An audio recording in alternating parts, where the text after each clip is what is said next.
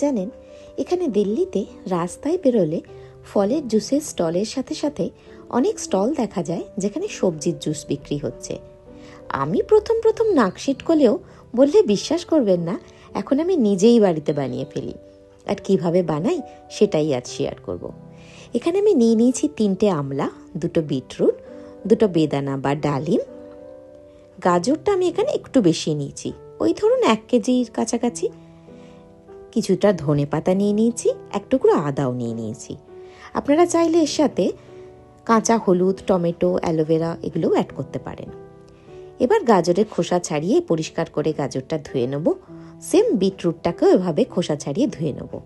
আমলাটা কেটে আমলার ভেতর থেকে সিডটা বার করতে ভুলবেন না যেন। আমার এখানে বিটরুটটা একটু বড় ছিল বলে আমি এটাকে কেটে 4 টুকরো করে নিয়েছি। এবার পালা বেদানাটা ছাড়িয়ে নেওয়ার। এটা ছাড়িয়ে নিলেই ব্যাস, সব সবজিগুলো জুস প্রসেসরে দিলেই রেডি হয়ে যাবে আপনার জুসটা। কোভিডের পর থেকে আমার শাশুড়ি মা রোজ এটা বাড়িতে বানিয়ে দেন সবার জন্য। তবে আমার মনে পড়ে ছোটবেলা আমি একদম সবজি খেতে পছন্দ করতাম না, আর আমার মা খুব রেগে যেত তাই। যাক, ওদিকে জুস রেডি হয়ে গেছে। ওপর থেকে একটু ভাজা জিরের গুঁড়ো আর একটু বিট নুন মিশিয়ে নেবেন, তাহলেই একটা হেলদি টেস্টি ড্রিঙ্ক রেডি হয়ে যাবে। একদিন ট্রাই করে দেখুন কেমন হয়। আর হ্যাঁ, আমি কিন্তু এখন এই জুসটা রেগুলার 1 চুমুকেই শেষ করি।